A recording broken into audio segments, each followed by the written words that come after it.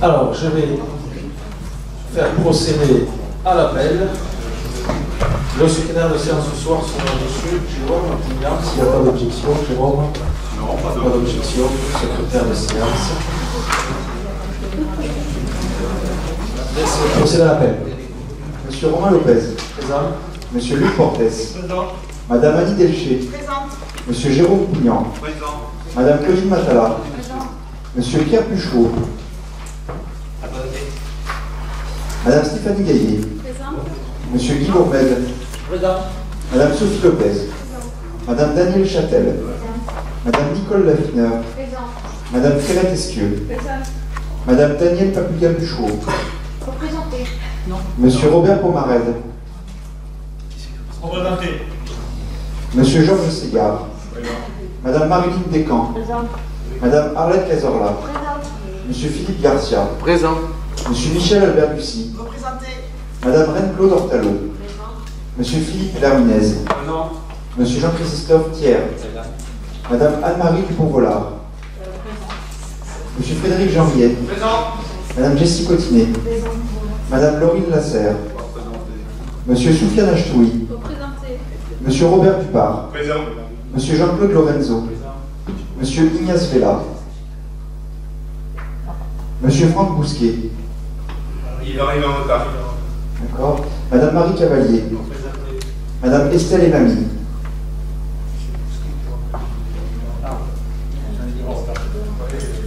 C'est Monsieur Bousquet qui doit la représenter. L'appel en est terminé. Merci pour cet appel. Dernier conseil municipal à la vacances bien méritées pour les élus et les services. En attendant, je voulais revenir sur l'événement qui a eu lieu dimanche dernier à Moissac, dans la nuit de samedi à dimanche, où 4 véhicules ont été incendiés ainsi qu'un dégradé. Cet acte criminel a touché, visé spécifiquement la police municipale. Rassurez-vous, la police municipale demeure motivée, demeure mobilisée. Nous avons renforcé le service tout au long de la semaine. J'ai patrouillé avec eux une partie de la nuit, notamment dimanche soir. Ils ont actuellement des véhicules d'occasion et nous allons faire le nécessaire pour que très rapidement nous puissions acheter des véhicules. Et nous avons d'ailleurs aujourd'hui réussi à mettre la main sur 3 véhicules, deux d'occasion et un neuf. Notamment le neuf, c'est un Duster qui sera floqué police municipale. Et puis il faudra aussi racheter d'autres équipements, notamment des sabots quand il est stationnement gênant, puisque les sabots ont aussi sont partis en fumée suite aux incendies. Malheureusement, ça démontre que Moissac, comme de très nombreuses communes de France, a été touché par ces actes de délinquance et de criminalité. Malgré tout, je dois remercier quand même les élus et la population qui se sont mobilisés au pied levé lundi pour apporter le soutien aux élus agressés partout en France, mais aussi à nos policiers municipaux. Certains d'entre vous aussi m'ont envoyé des SMS puisqu'ils ne pouvaient pas être présents pour que je leur transmette le soutien. Par contre, je tenais malgré tout à déplorer l'absence de soutien de la part des élus de l'opposition marseillaise municipale qui sont prompts à réagir sur les réseaux sociaux dès lors que je fais un discours dans les commémorations dont la teneur ne leur plaît pas. Qui sont promptes à communiquer dans la presse pour taper sur la majorité municipale de Moissac, et ça c'est le jeu politique. Mais par contre, ne pas soutenir publiquement des agents de la fonction publique, qui plus est des agents qui représentent la force publique, ça pose question. À minima, c'est une faute morale, à maxima, ces élus sortent du cadre républicain. Et quand effectivement une partie du groupe de l'opposition municipale et membres actifs de la NUPES, effectivement, on comprend que ces élus ont du mal à condamner des actes qui ne sont pas délictuels, mais qui sont au regard de la justice criminelle. Et ça, nous ne pouvons que le regretter, parce que c'est signe peut-être aussi, je ne vais pas dire une complicité avec les personnes qui ont commis ces actes, mais ça démontre que certains élus, de gauche en l'occurrence, font preuve d'un laxisme inquiétant. Et s'ils avaient été aux commandes de la ville de Moissac, qu'est-ce qu'ils auraient fait pour justement soutenir nos policiers municipaux. Donc ça, je tenais à le préciser parce que ce silence est pour moi scandaleux et anti-républicain. En tous les cas, ce silence, merci de ne pas applaudir la décision du conseil municipal. En tous les cas, sachez que ce silence tranche avec le soutien massif de la population moissalaise et bien au-delà, qui ont témoigné de leur soutien sur les réseaux sociaux, par message et par leur présence physique. La police peut compter sur nous. Nous allons, comme j'ai dit, les rééquiper très rapidement pour qu'ils puissent continuer de faire le travail dans les meilleures conditions possibles. Et nos efforts en matière de sécurité doivent être renforcés. C'est pour ça d'ailleurs qu'au mois d'août, un 12e policier municipal, suite à l'ouverture d'un poste que nous avions voté à la majorité il y a quelques mois, prendra ses fonctions au mois d'août. Un policier qui vient de l'armée et qui a de l'expérience notamment dans les opérations extérieures. Nul doute donc qu'il saura s'intégrer et apporter sa plus-value à nos effectifs de police municipale. Cela démontre aussi tout l'intérêt que nous avons de multiplier nos patrouilles, de renforcer nos moyens de protection et surtout, je l'ai dit aujourd'hui au préfet de Tarn-et-Garonne qui a convié les maires et les parlementaires dans une séance de caninothérapie à laquelle j'avais eu droit déjà à l'Élysée, puisque la colère gronde, elle est sourde aujourd'hui, peut-être qu'elle explosera demain, mais la colère est certaine au sein des élus et des maires de tout le pays, quelle que soit leur sensibilité politique. Ils constatent aujourd'hui qu'il y a un ensauvagement de la société. Alors certains maires de gauche vont plutôt demander des médiateurs supplémentaires et encore plus d'argent pour les associations qui interviennent dans les banlieues. Les maires plutôt de droite, eux, demandent plus de policiers et que l'on sanctionne les familles de délinquants, ce que nous essayons de faire à Moissac. Le président de la République n'a pas tranché sur ce sujet. Il a simplement annoncé l'ouverture d'énièmes chantiers qui vont durer de 2 à 10 ans selon ses propos. Il refilera donc la patate chaude à son successeur. Pendant ce temps, les élus locaux doivent continuer de se mobiliser, ne rien lâcher, même s'ils le font parfois au péril de leur vie. On l'a vu avec notre collègue maire de l'Aïe-les-Roses. Même si, quand nous sommes parfois insultés, ça a été mon cas et que nous avons déposé plainte, et je l'ai dit au préfet, il n'y a aucune suite qui a été donnée. En tous les cas, sachez que ma détermination est totale pour assurer la sécurité des Moissaguais et leur tranquillité, et que cette détermination, les policiers municipaux l'ont et qui mouillent le maillot pour vous. Et je tenais en cela, de nouveau, publiquement, à les remercier. Merci à vous. Je vais céder la parole à Luc Portes pour la... Oui, après, effectivement, concernant les intempéries, rapide point, bon, on a eu des dégâts qui s'élèvent à peu près à 600 000 € au niveau des équipements municipaux et de la voirie. C'est essentiellement la voirie qui a été touchée à peu près de 300 000 €. Des devis ont été rapidement effectués afin que nous intervenions dans les meilleurs délais, et on s'est donné comme objectif que d'ici la fin de l'été, tous les dégâts qui nous ont été signalés sur l'espace public soient réglés par nos services municipaux, dont là aussi je remercie d'ailleurs Stéphane Fourès, le chef de la police municipale, qui a mené d'une main de maître le déploiement du plan communal de sauvegarde le mardi soir de la tempête, ainsi que les élus qui ont participé à ce déploiement du plan communal de sauvegarde, en particulier les adjoints, puisque c'est leur prérogative, et puis des élus qui ont arpenté le terrain pour aller à la rencontre des administrés, et certains élus qui ont mouillé le maillot ou la chemise, puisqu'ils ont participé aussi dans leur quartier à tronçonner les arbres qui gênaient les chemins et les routes.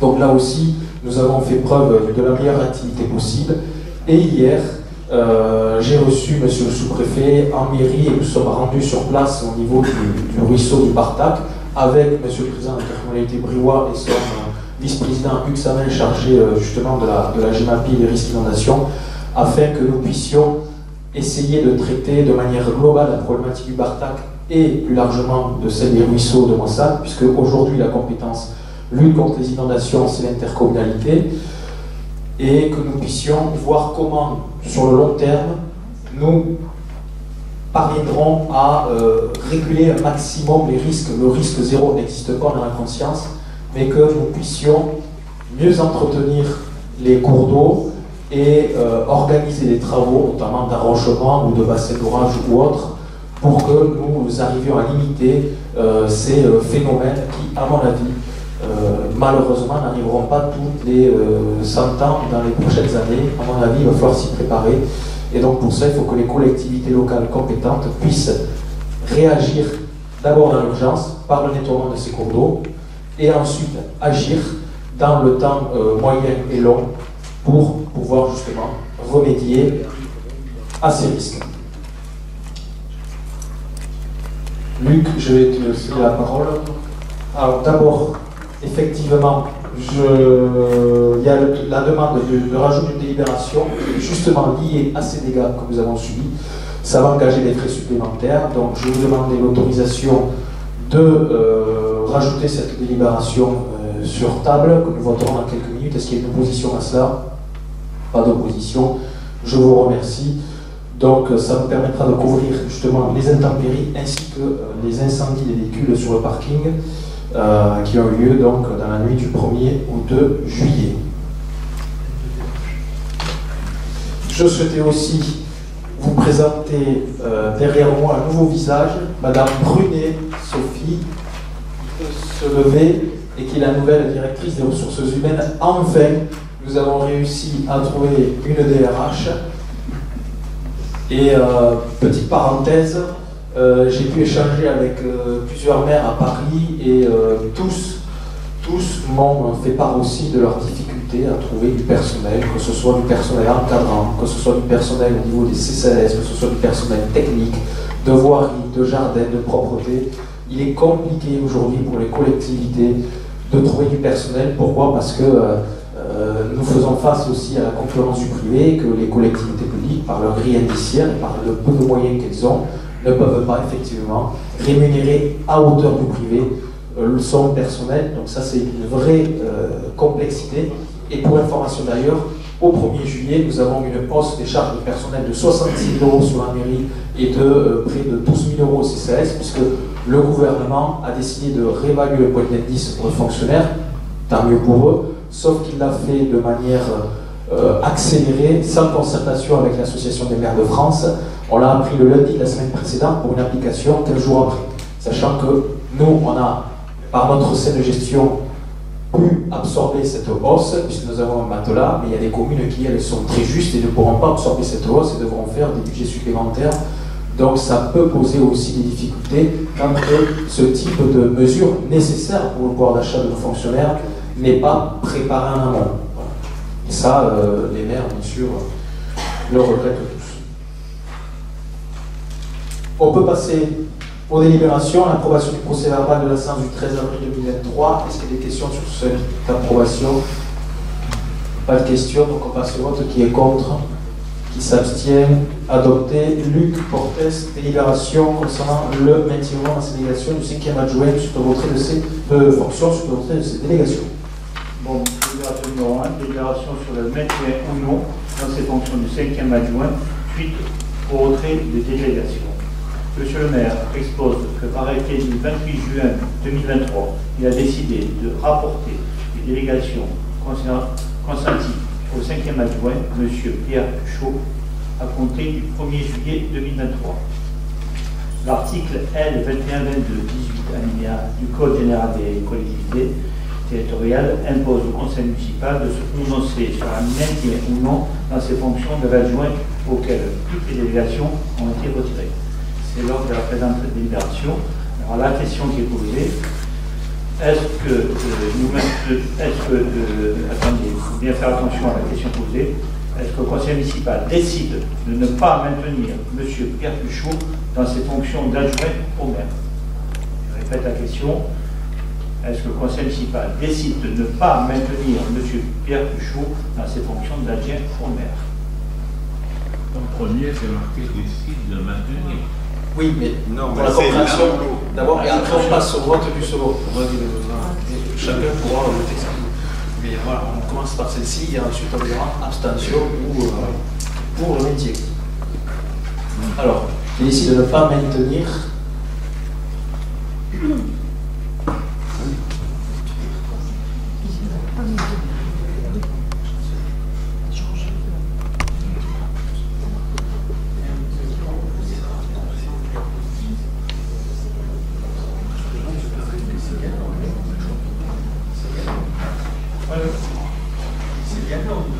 Oui.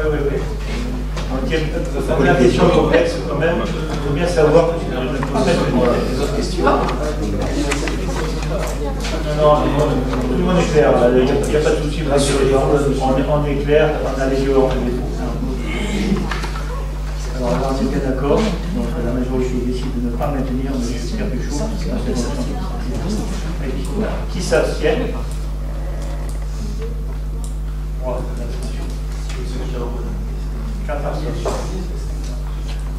Et qui est contre?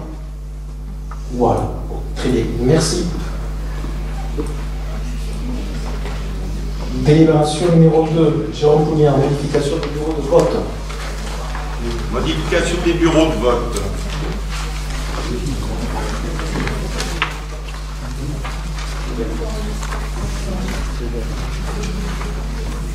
Actuellement, il existe 8 bureaux de vote répartis sur la commune.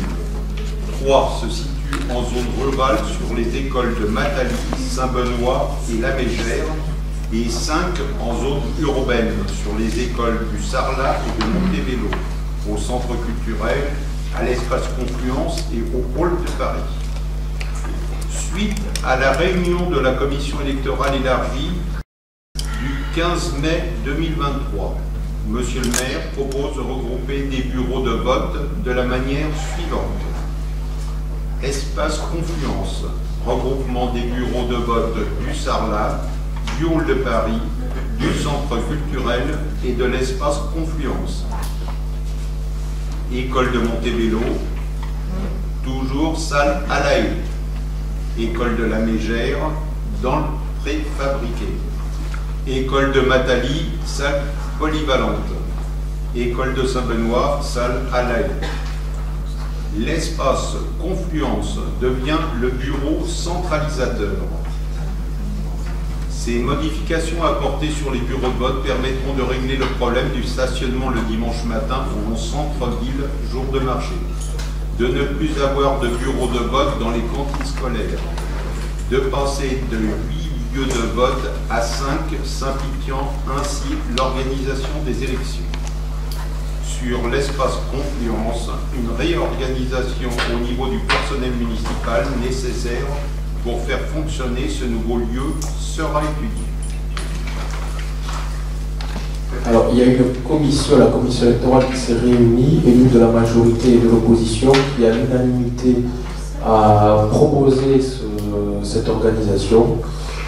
J'ai souhaité par contre que les quartiers ruraux puissent maintenir leur bureau de vote, donc Saint-Benoît, La Mégère, Matali et Montebello, et de regrouper bien sûr les bureaux mitoyens, puisque nous avons une particularité, c'est qu'on a le centre culturel et le hall de Paris qui sont à 700 mètres d'écart, même pas. Donc avoir 2 bureaux à 500 mètres d'écart dans une ville de 13 700 habitants, ça me paraît quand même assez compliqué et paradoxal, et ça engendre surtout des coûts de fonctionnement au niveau du personnel.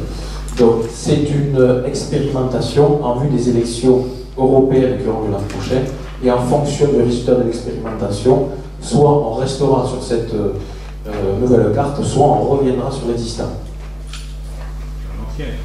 Sur l'ancienne. Oui. Bon, navré pour le retard. Juste sur ce point, effectivement, c'est une expérimentation, mais le risque, c'est quand même de voir une baisse électorale, parce que, y compris sur des quartiers qui sont quand même pas très proches de Confluence. Quand vous avez des bureaux de vote dans le centre-ville, aller à Confluence, ça implique forcément de prendre un véhicule. Donc, on risque d'avoir une abstention plus grave aussi. Donc, c'est la raison pour laquelle, c'est l'expérimentation pour laquelle on s'abstiendra. Parce que je lui parle à voter en commission. Bon. Moi, j'ai donné mon avis, après, je ne vais pas. Oui, non, je ne vous mets pas porte-à-faux à vos collègues, hein, faites ce que vous voulez. Après, c'est la majorité qui l'emporte. Mais vous nous avez dit que vous étiez d'accord et vous avez participé activement. J'étais pas d'accord. Oui, d'ailleurs, je vous ai échangé d'avis, notamment sur, alors c'était sur l'école de Saint-Benoît, puis aussi sur les quartiers, notamment de la Madeleine, les quartiers périphériques que vous vouliez inclure dans l'espace. Ça a été proposé, j'étais d'accord avec vous de ne pas les inclure. Tout à fait. Effectivement, c'est moi personnellement qui avais demandé de solliciter fait un regroupement de tous. Monsieur le maire a bien précisé que ce n'était pas intéressant, il fallait garder les quartiers périphériques. C'est quelque chose proposé à la commission. La commission a été d'accord sur ce principe. Après, il y a Cassel-Sarzay qui a regroupé tous ses bureaux de vote dans une salle à Jean Moulin. Donc tous les gens de la commune, ils sont 14 000, donc ils sont plus nombreux que nous. Le Grand-Ville, ils votent tous dans la même salle. Il n'y a pas une abstention supérieure à seulement ça, bien au contraire. Je pense que si les gens veulent voter, ils ne vont pas regarder à 500 mètres près. Par contre, ce qu'ils vont regarder, c'est le confort pour se garer. Et force est de constater qu'au centre culturel, c'est compliqué pour se garer, surtout jour de marché. Les gens tournent et n'arrivent pas à stationner. Et au Hall de Paris, on a régulièrement des mois salés, parce qu'il faut quand même penser que la plupart des mois salés, notamment au Hall de Paris, vont voter en voiture en réalité, puisque c'est un bureau assez tendu, et ils râlent parce que c'est jour de marché qui n'ont pas de place pour stationner. Donc là, en Confluence, il n'y aura pas de problème de stationnement. Voilà. Mais comme on dit, c'est qu'une expérimentation. Après, moi, j'avais bien précisé quand même que le fait de supprimer des bureaux de vote dans les quartiers, c'était aussi supprimer d'une certaine manière l'identité de ces quartiers. Et à ce titre, ouais, j'étais pas d'accord. Voilà. Et donc, je m'abstiendrai, même si après, j'ai pas. On avait convenu ensemble que les quartiers à forte identité, c'était la Mégère, Montebello, Matali et Saint-Benoît.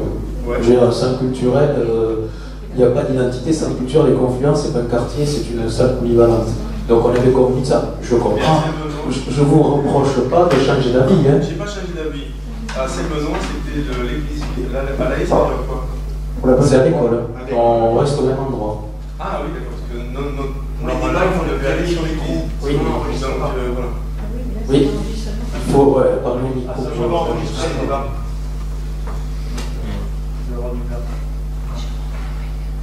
Donc on verra ce que ça donne en 2024, mais de toutes les manières, c'est inéluctable ce type de centralisation, parce que toutes les communes le font quasiment en France, sauf Moissac.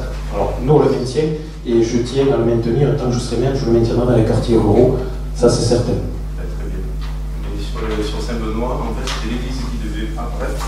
C'est pour ça que moi je m'abstiens, je retrouve là à la pas l'église. Alors à l'église, vous avez, justement, vous parlez de problème de stationnement, il n'y a pas pire pour se stationner qu'à la rue du Languedoc. Il n'y a pas de place. Ça avait été validé. Après, non, ça n'avait pas été validé. Non. Pour dire que vous étiez d'accord à la majorité, mais que vos collègues vous ont dit je vote pas contre, c'est pas grave.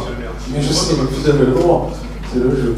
Bon, alors on passe au vote pour cette expérimentation qui est contre, pardon, qui s'abstient. Donc, expérimentation adoptée, on verra que ça donne l'année prochaine. Délibération portant modification, approbation du tableau des effectifs. Délibération 03, portant modification, approbation du tableau des effectifs. Monsieur le maire rappelle aux membres du conseil municipal que les emplois de chaque collectivité ou établissement sont créés par ordre délibérant conformément à l'article L313.1 du Code général de la fonction publique. Il appartient donc Conseil municipal de fixer l'effectif des emplois et non complets nécessaires au bon fonctionnement des services et de modifier le tableau des effectifs. Monsieur le maire indique que 8 agents de la commune sont promouvables à des avancements de grade en 2023. Afin de mettre en œuvre ces avancements, il convient de modifier le tableau des effectifs. Monsieur le maire propose au conseil municipal de modifier le tableau des effectifs de la façon suivante. Donc, un nombre d'agents 1, animateur principal deuxième classe, sur 35 heures, avec date d'effet au 1er septembre 2023. Est-ce qu'il y a des questions? Pas de questions, donc on passe au vote. Qui s'abstient? Pour tout le monde. Merci. Là, pour le permanent de conseiller numérique France Service, alors c'est pas vraiment une création, puisque l'employé qui occupait ce poste est parti sur un poste pérenne, puisque ce sont des emplois sur 3 ans et que la personne voulait un emploi à durée indéterminée. Donc on a relancé l'annonce sur cet emploi qui a lieu à la maison de France Service, et c'est Marie qui présente la délibération. Création d'un emploi non permanent, contrat de projet catégorie C, conseiller numérique France Service. Monsieur le maire rappelle aux membres du conseil municipal que, eu égard à la fracture numérique sur le territoire monsaguais, la commune s'est portée candidate pour accueillir un conseiller numérique France Service dans le cadre de l'appel à manifestation d'intérêt du plan de relance. La préfecture a donné un avis favorable à cette requête le 3 mai 2021. Un premier recrutement de 2 ans, aujourd'hui arrivé à terme, a eu lieu et la collectivité souhaite prolonger cette action, le délai maximal entre 2 recrutements de conseillers numériques étant de 6 mois. Partiellement financé par l'État, le dispositif traduit un engagement très fort qui permettra d'accompagner massivement les Français dans les prochaines années et de soutenir l'emploi local. Le conseiller numérique accompagnera les habitants sur 3 thématiques considérées comme prioritaires. Soutenir les habitants dans leur usage quotidien du numérique, travailler à distance, consulter un médecin, vendre un objet, acheter en ligne. Sensibiliser aux enjeux du numérique et favoriser des usages citoyens et critiques. S'informer et apprendre à vérifier les sources, protéger ses données personnelles, maîtriser les réseaux sociaux, suivre la scolarité de ses enfants. Rendre les usagers autonomes pour réaliser des démarches administratives en ligne seuls. Un premier poste de conseiller numérique a été créé par la délibération numéro 3 du 27 mai 2021 pour une durée de 2 ans. Le dispositif de conseiller numérique France Service a été reconduit par l'État pour 3 années supplémentaires. De plus, au terme du Code général de la fonction publique, les emplois de chaque collectivité ou établissement sont gréés par l'organe délibérant de la collectivité ou de l'établissement. Ainsi, il appartient à l'Assemblée délibérante de déterminer l'effectif des emplois à temps complet et à temps non complet nécessaires au fonctionnement des services.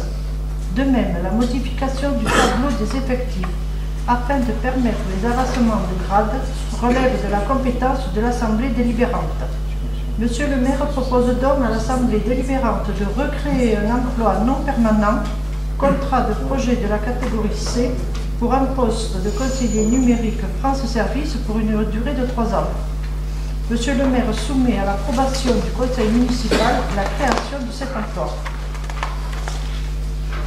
Donc c'est un emploi qui est subventionné à 75% par l'État et c'est pas une création d'emploi, mais c'est voilà, on relance le poste qui a déjà été créé sous le conseil municipal précédent. Monsieur une question. Non, c'est plus une remarque, une question. On ne peut pas être contre une grande. Il y a activé par à côté parce que oui, non, mais enfin, je disais, on ne peut pas être contre cette délibération et contre le fait de recruter cet agent. La seule chose qu'on peut foncièrement regretter, c'est qu'on nous oblige à faire des contrats de 3 ans plutôt que de recruter des agents terrain. Donc effectivement, pour bénéficier de la subvention, il faut des contrats de 3 ans, mais on ferait mieux de recruter des gens qui restent à demeure et des emplois. Je suis d'accord avec vous. Pour l'instant, ce sont les services de l'État voilà, qui posent là. D'ailleurs, au prochain conseil municipal, on votera la convention qui nous lie à l'État pour avoir ces subventions. Mais quand on voit l'électronisme galopant qui touche toutes les générations, quand on voit aujourd'hui aussi comment l'État soutient les maisons France Service, on avait 30 000 € de subvention l'an dernier, ça monte à 35 000 cette année, ça ira jusqu'à 40 000 l'an prochain. Donc à mon avis, c'est un dispositif qui sera pérennisé, il est probable, au regard du succès du poste de conseiller numérique, notamment sur le territoire, parce que moi, ça, Castel et l'intercommunalité s'en sont notés, que ce dispositif soit pérennisé dans le temps avec effectivement des contrats qui puissent répondre à les personnes qui veulent véritablement à long terme s'insérer dans l'emploi, parce que c'est vrai que la personne qui l'occupait, elle avait un projet immobilier et sur 3 ans, c'était compliqué. Voilà. Donc on passe au vote, s'il n'y a pas d'autres remarques, qui est contre, qui s'abstient, adopté. Je vous remercie. La délibération numéro 6. 5.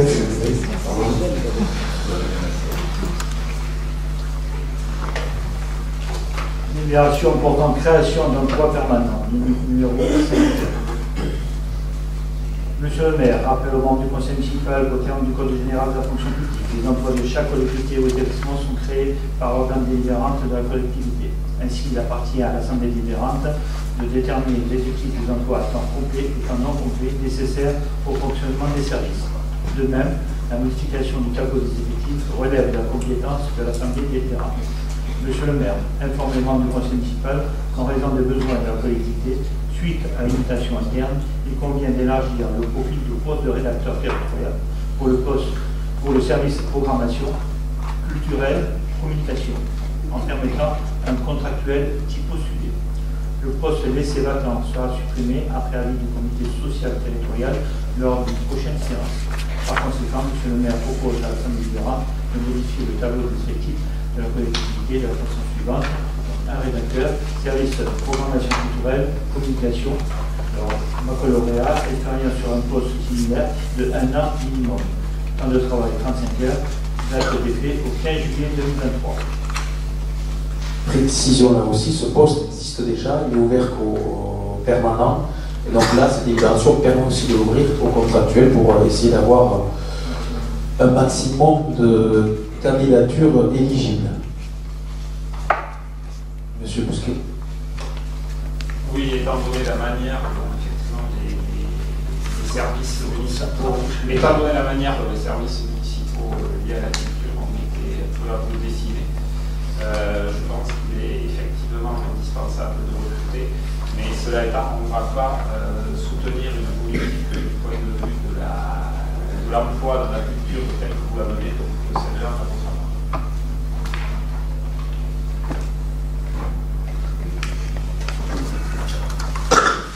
Précision, rien n'a été dessiné, c'est juste que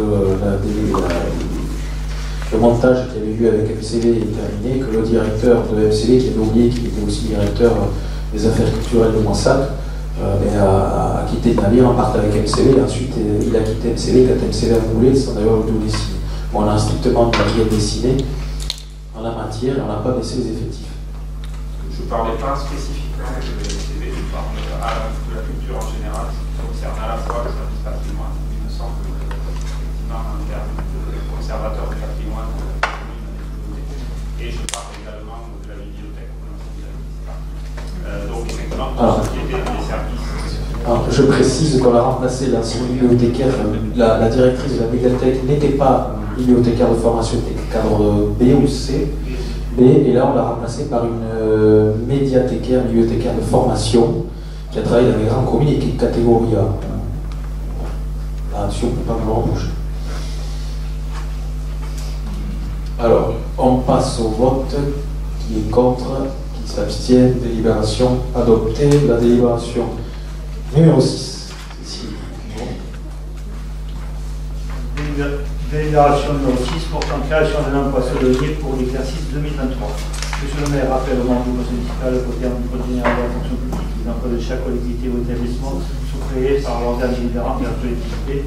Ainsi, il appartient à l'Assemblée délibérante de déterminer l'effectif des emplois à temps complet étant non compris nécessaire au fonctionnement des services. De même, la modification du tableau des effectifs relève de la compétence de l'Assemblée délibérante. Monsieur le maire expose aux membres du conseil municipal la nécessité de créer un emploi saisonnier au titre de l'exercice 2023 afin de pallier les résultats de l'organisation et au fonctionnement du camping municipal. Monsieur le maire propose par conséquent à l'Assemblée délibérante d'attribuer la création d'un emploi saisonnier tel que figurant sur le tableau annexé de la présente délibération.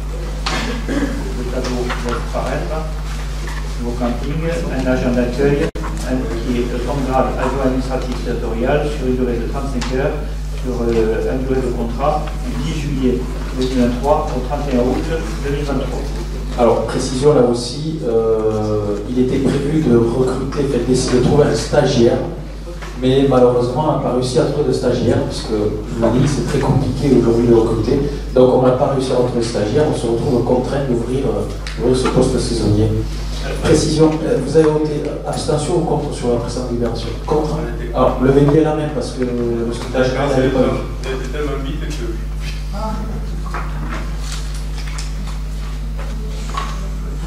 Une petite précision quant à cette dépense supplémentaire, il n'y aura pas de souci quant à l'équilibre budgétaire du camping. Le patron a avancé, mais on a plus de recettes que l'an passé. Donc, cette personne de 2 mois supplémentaires ne portera pas préjudice au financement du camping. De toute façon, nous sommes d'obligation, puisque il ne faut pas faire travailler 60 heures en agent si on n'a pas trouvé de stagiaire. Donc n'hésitez pas, je lance un appel, puisqu'en plus on est filmé. Si vous avez déjà des jeunes qui sont en recherche de stage l'été, n'hésitez pas à postuler dans les services municipaux, notamment camping, pour ceux qui font des études dans l'hôtellerie.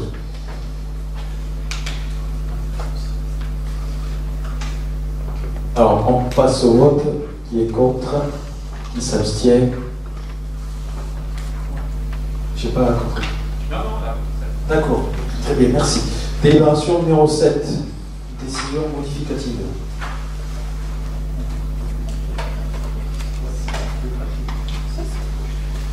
Décision modificative numéro 1, exercice 23 du budget principal. Monsieur le maire rappelle aux membres du conseil municipal qu'un budget supplémentaire a pour objet de transcrire l'affectation des résultats constatés à la clôture de l'exercice précédent et éventuellement de décrire les opérations nouvelles. Compte tenu que le budget définitif 2023 a obtenu le résultat de N-1, une décision modificative est suffisante. Les crédits supplémentaires doivent être imprévisibles lors du vote du budget et être couverts soit par des recettes nouvelles, soit par une déduction de crédits disponibles sur d'autres comptes. Dans notre cas, il s'agit de transfert de crédits d'une ligne budgétaire à une autre afin de régulariser des lignes budgétaires en dépassement du fait des facteurs 22 pris en charge sur l'exercice 23. D'inscrire les opérations d'ordre non prévues au BP 23, amortissement des subventions. D'inscrire une dépense d'investissement 2019 non reportée sur les exercices suivants. De régulariser une ligne saisie à tort d'un BP 2023, ligne 1068 en dépense. De régulariser les exceptions budgétaires en affectant les crédits votés au BP sur les lignes correspondantes aux dépenses réalisées. D'inscrire les dépenses nouvelles non prévues au BP, prévention, remboursement, AST. L'équilibre de cette décision modificative ne sera pas la diminution d'autres lignes budgétaires par l'utilisation d'une partie des dépenses imprévues et par l'inscription de nouvelles recettes. En le tableau derrière, on va essayer de donner un peu plus d'explications. On prend donc la partie décision modificative investissement.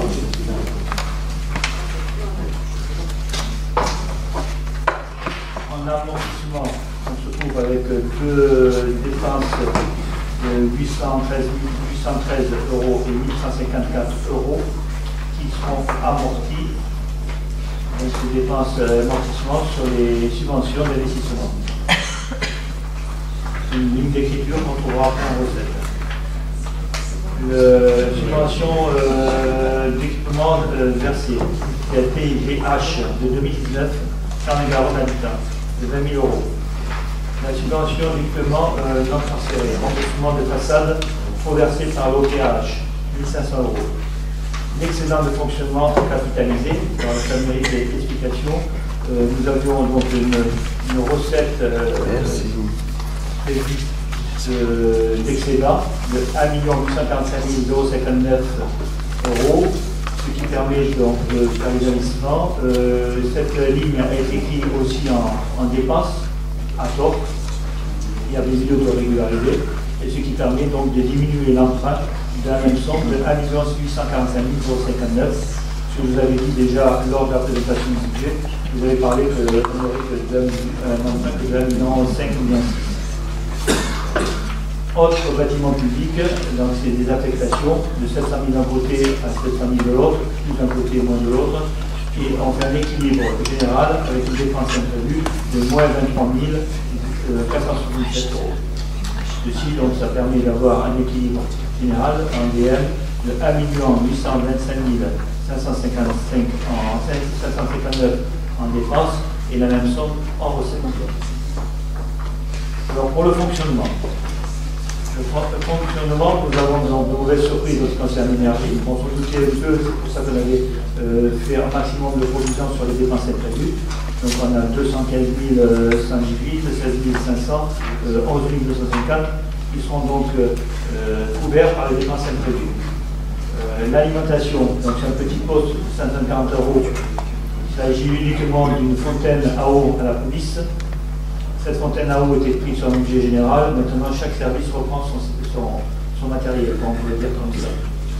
Autre fourniture non stockée, c'est-à-dire les pharmacies prévention. Il y a 1 500 euros. Autre matériel à fourniture, c'est les écoles. La maintenance, une école, facture reçue hors délai, 2022. Il faut bien les payer aussi. Autres biens mobiliers, alors c'est des écoles de musique sur manifestation. Après, il y a des équilibres qui se font avec 100 € de moins d'un côté et 100 € de l'autre. Études de recherche. On a sur le centre de gestion de dernière coefficient. Le frais divers, c'est du RGPD. Les 17 700, c'est du remboursement ASP. Après, on a des équilibres, frais de dépenses moins d'un côté 6 000 €, on le retrouve de l'autre côté plus 6 000 €. C'est la SACEM, on détache la SACEM du truc des dépenses générales, hein, des factures, en ce qui concerne les fêtes et cérémonies.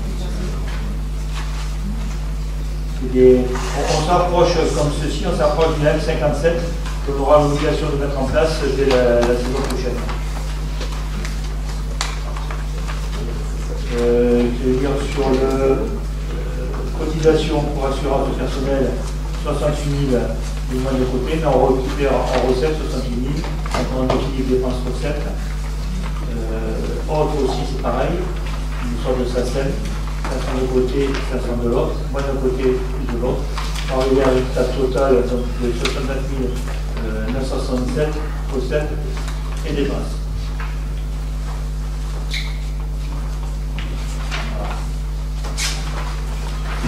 Ça, c'est des opérations d'impact financier. Tu ne grèves pas les dépenses, il augmente les recettes. La dépense qui est vraiment importante, c'est la dépense de l'énergie. On avait prévu, on dépense imprévu. Justement. Vous n'avez pas obtenu d'aide de Mme Delga au niveau de la région? La région ne donne pas d'aide aux collectivités par rapport à ça. C'est des aides aux entreprises et pas aux collectivités.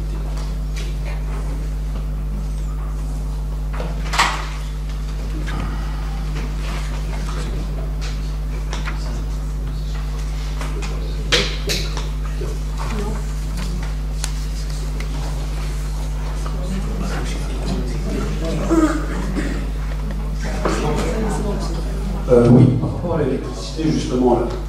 Bon, c'est vrai qu'il n'y a pas d'aide de la région pour les collectivités. C'est une promesse qui a été faite aux artisans boulangers par Mme Delga en février 2023. Et j'ai monté le dossier qui est géré par la Chambre des métiers et on m'a répondu texto.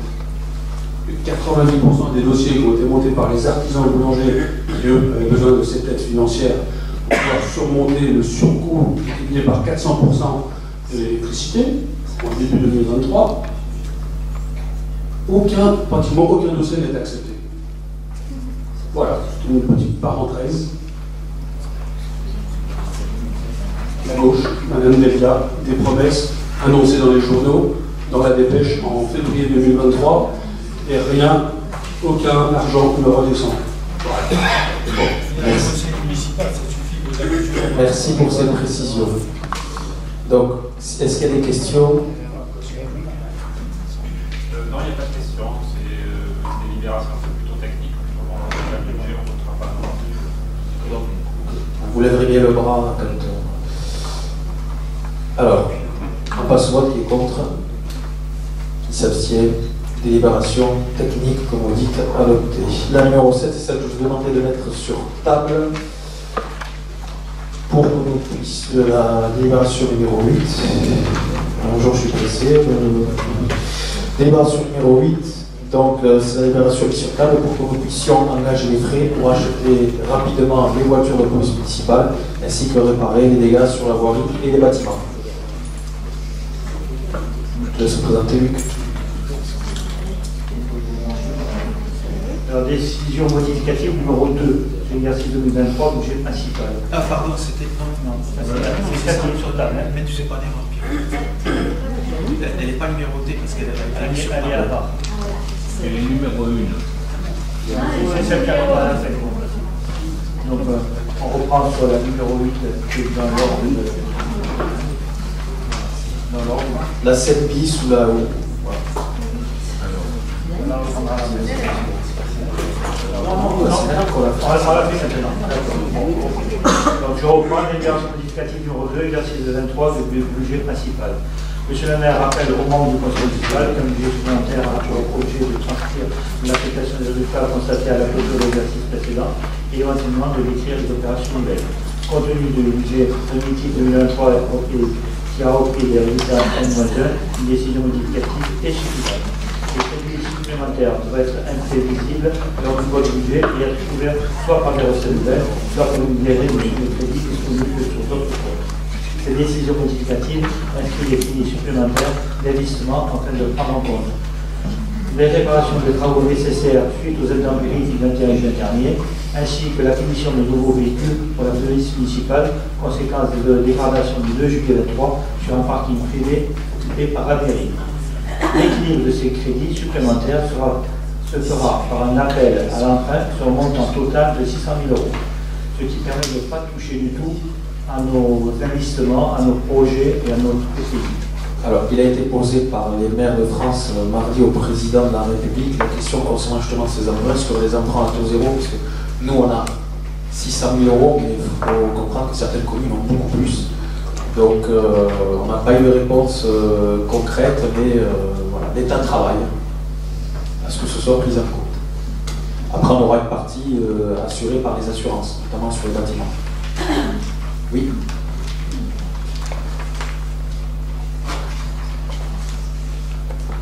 Si vous permettez, j'aurais une question.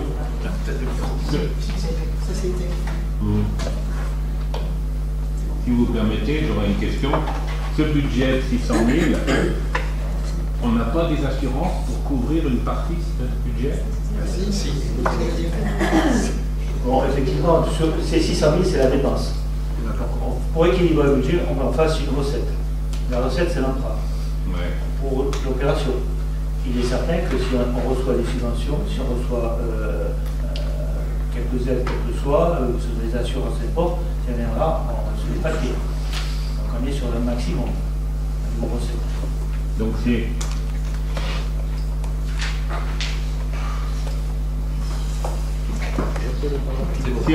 Si on est bien remboursé, si je comprends bien, il nous restera un reliquat.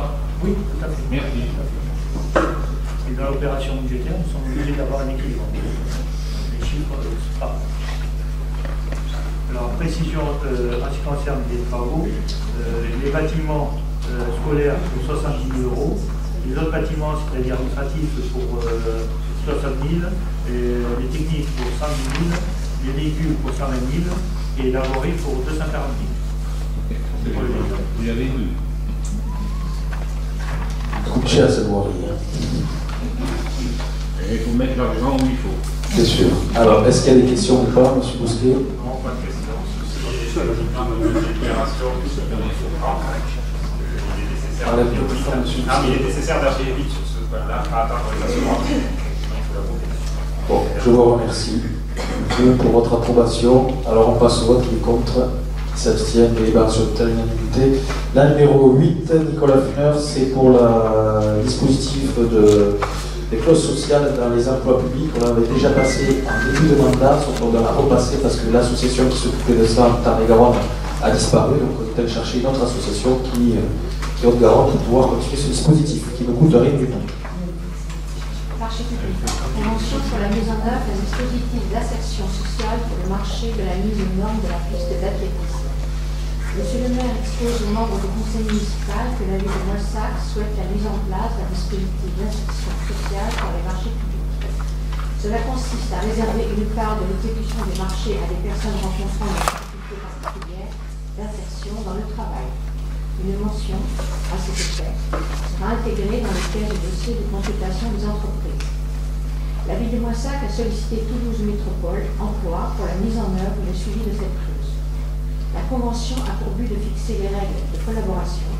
En effet, la structure assure la gestion du dispositif d'insertion pour le maître d'ouvrage en apportant un service centralisé à tous les acteurs du territoire.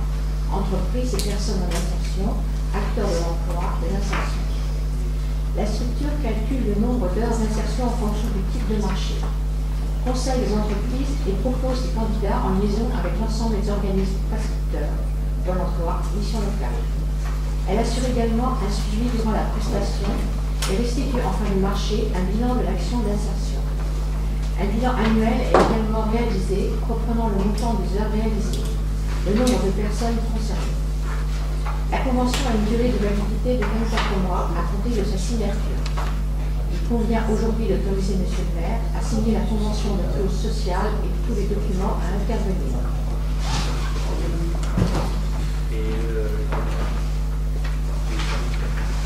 Merci Véronique. Il y a Véronique Laverne, mais c'est bonne vacances. Précision, ce dispositif a été enclenché pour la construction des 2 terrains de padel ainsi que des travaux sur le camping municipal. Est-ce qu'il y a des questions? Oui, Philippe. Question, est-ce que les travaux de la piste d'athlétisme, parce qu'on parle de la piste d'athlétisme, ont commencé? Pas encore, parce qu'il y a eu un marché infructueux qu'on a dû relancer. Et donc, il y a eu du coup un décalage et ça va commencer fin août. Voilà. Septembre. Fin août, septembre.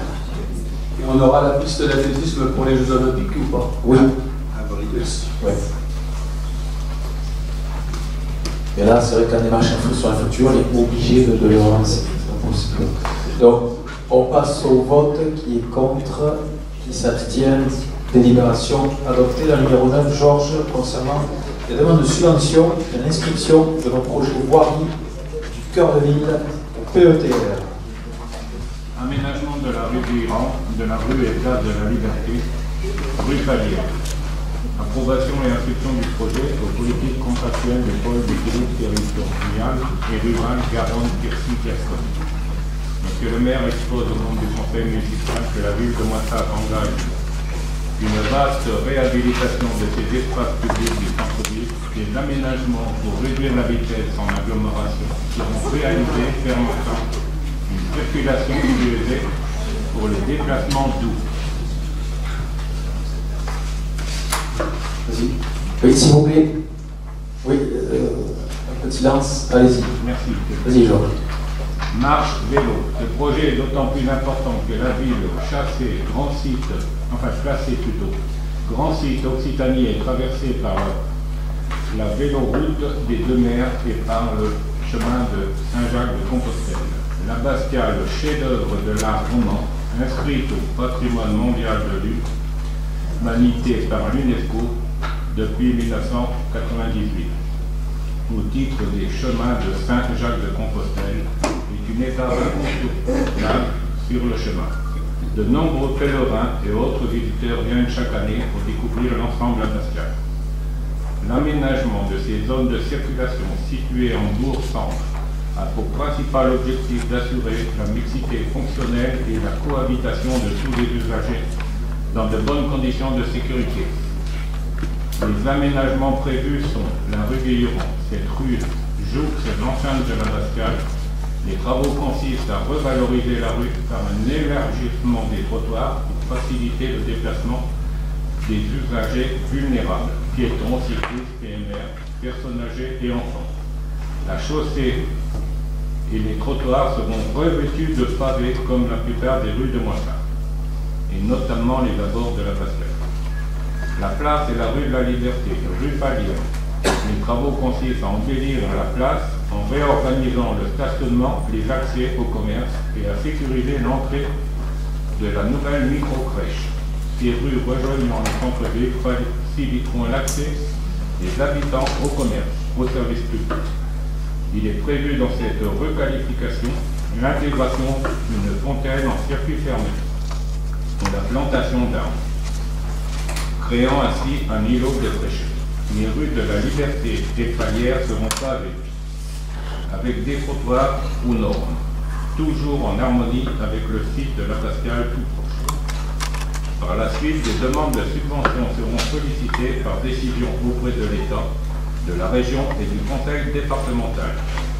Monsieur le maire propose à l'Assemblée d'approuver les travaux d'aménagement de la rue Guillaume, de la rue et de la place de la Liberté et de la rue Pallier, d'inscrire ce dossier aux politiques contractuelles de pôle équilibre territorial et rural Garonne-Kerty-Gascogne. Merci Georges. C'est un projet donc qui s'élève à 820 000 € TTC et qui va compléter ce que nous avons débuté avec la rue Sainte-Catherine. Est-ce qu'il y a des questions particulières? Oui, Philippe.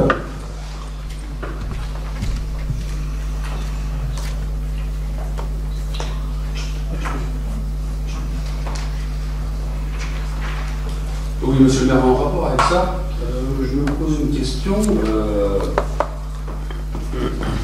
Les vélos, donc c'est un déplacement doux, marche vélo. Où est-ce que les cyclistes posent leurs vélos? Est-ce qu'il n'y a pas eu des aménagements pour pouvoir poser les vélos, qu'ils soient dans une zone sécurisée, ou qu'on puisse les attacher? Parce qu'actuellement, il n'y a absolument rien. Qu'est-ce qu'il y a de prévu? Quand je n'ai pas vu les plans. Alors, j'évoquerai cela avec Guéna. Il faut penser que nous avons installé à la capitainerie donc un garage à vélo sécurisé de plusieurs places et que l'intercommunalité, puisque la mobilité a été transférée à l'intercommunalité, a lancé un plan sur les mobilités à la fois intercommunal, inter-communal, et puis au niveau des cœurs de ville, sachant que j'ai demandé aussi à ce que nous travaillions dans le cadre du programme Petite Ville de demain sur justement à la fois la signalétique et des garages à vélo ou des anneaux à disposer dans le cœur de ville. Pourquoi pas aussi déclencher parallèlement à l'étude mobilité d'Interco qui est le plus vaste sur le territoire, une étude propre à notre commune via le programme Petite Ville de demain, puisque nous avons des aides à l'ingénierie. Pour cela, on en a parlé effectivement. Merci. J'en profite pour rebondir, parce que quand je lisais le projet, je voyais que vous prévoyez d'élargir le trottoir. Ah, il est. Donc, oui, j'en profite pour rebondir, parce que quand je lisais le projet, je voyais que vous prévoyez d'élargir le trottoir afin de favoriser, c'est écrit comme ça, de favoriser le passage des vélos. En fait, les vélos, vous les mettez où dans ce projet? Sur la route, sur le trottoir? C'est une erreur de rédaction. Les vélos ne passent pas sur les trottoirs. C'est bien ce qui m'a étonné. Mais en fait, oui, c'est des monogrammes. Et ça part avant de voir. Et c'est pour ça qu'en fait, il n'y a pas de niveau. C'est comme la rue de la République. Il n'y a pas de bordure haute. Il n'y a pas de bordure haute. Le fond de la colonne. Comme la rue Sainte-Catherine.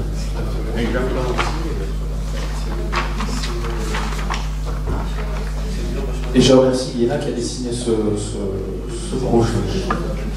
S'il vous plaît, messieurs, dames, votre attention, on a un conseil municipal filmé. Alors, on passe au vote. Qui est contre? Qui s'abstient? Délibération adoptée. Je vous remercie. La numéro 10, les aides dans le cadre de l'OPA, présentée par Jean-Christophe. Est-ce que les noms, on les dit? Non, je dis monsieur X ou madame Y. Dans notre aménagement du territoire. OPH-RU, période 2019-2024. Attribution de subventions communales à des propriétaires occupants. La ville de Boissac, dans une dynamique de valorisation patrimoniale depuis 1985, ce travail de longue haleine est mené par la collectivité à travers la mise en place des dispositifs et des outils tels que l'OPH 2012-2018, l'AVAP, aire de mise à valeur de l'architecture et du patrimoine. Elle poursuit cette démarche avec l'avènement de nouveaux dispositifs complémentaires tels que l'opération programmée pour l'amélioration de l'habitat, renouvellement urbain au PHRU, l'opération Petite Ville de demain. La mise en place du dispositif OPH-RU, opérationnel sur la commune de Moissac depuis le 1er juin 2019, constitue une réelle ambition d'effet vitrine pour revaloriser le patrimoine immobilier du centre ancien et du Sarlat, quartier prioritaire, politique de la ville, QPV, des zones d'entrée de ville et des quartiers intermédiaires, les rues Poumel et Maroc. Ces actions consistent à apporter aux propriétaires, bailleurs et occupants des aides financières afin qu'ils puissent réaliser des travaux sur leurs biens immobiliers dans le cadre des aides de l'ANA, Agence nationale d'amélioration de l'habitat, Les axes forts de ce dispositif reposent essentiellement sur la lutte contre le logement indigne ou dégradé, la lutte contre la précarité énergétique permettant peu à peu la résorption des passoires thermiques et sur le maintien à domicile des personnes âgées handicapées. En complément de ces subventions à Nantes et dans ces mêmes quartiers prioritaires de la ville QPV, la ville de Moissac peut accorder sous condition, dans le cadre de l'OPH-RU, des aides spécifiques pour le ravalement des façades et menuiseries, la remise en location de logements vacants, et primes pour accident QPV Saint-Ancien et primes pour primo-accident QPV Sarah. Les dossiers propriétaires occupants présentés au conseil municipal de ce jour sont les suivants. Dossier autonomie. Madame R, demeurant 35 boulevard Camilletti, a le projet d'installation d'une douche pour personnes à mobilité réduite en remplacement d'une douche non adaptée. Coût total des travaux, 7 193 €. Montant d'assurance de la ville, 1 307 €. Monsieur R, demeurant 5 rue de la Roseraie, a le projet de création d'une unité de vie au rez-de-chaussée d'une maison individuelle. Coût total des travaux, 14 644 €. Montant d'assurance de la ville, 666 €. Dossier économie énergie. Madame B, demeurant 7 rue d'Aubas, a le projet suivant. Isolation partielle des murs par l'extérieur, côté court. Isolation partielle des murs par l'intérieur. Installation d'une pompe à chaleur. Coût total des travaux, 15 692 €. Montant subvention de la ville, 1 000 €. Encore. Monsieur T, demeurant au 15 rue du 8 mai 1945, a le projet suivant. Remplacement des menuiseries. Installation d'un système de chauffage. Isolation du plancher des combles. Isolation des murs par l'extérieur. Remplacement du cumulus par un chauffe-eau thermodynamique. Coût total des travaux, 40 144 €. Montant de la subvention de la ville, 2 000 €. Dossier façade. Aide complémentaire de la ville. Madame R, demeurant au 73 rue Gambetta, a pour objet de procéder aux travaux de ravalement. A pour projet de procéder aux travaux de ravalement du mur de clôture qui donne sur la rue Porte-Ars. Coût total des travaux, 3 511 €. Montant subvention de la ville, 878 €. Vous avez le tableau récapitulatif.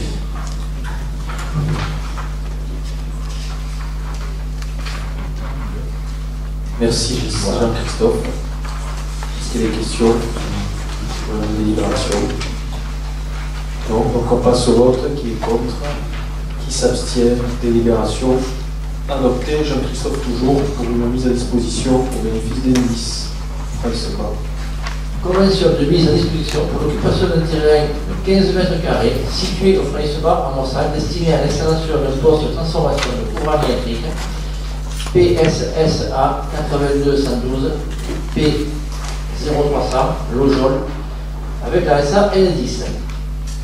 Monsieur le maire expose aux membres du conseil municipal que la société Enedis sollicite la commune pour la mise à disposition d'un terrain d'une superficie 15 mètres carrés situé au Fraïseba, faisant partie de l'unité foncière du domaine public ainsi que ses ressources accessoires dans le but d'améliorer la distribution publique.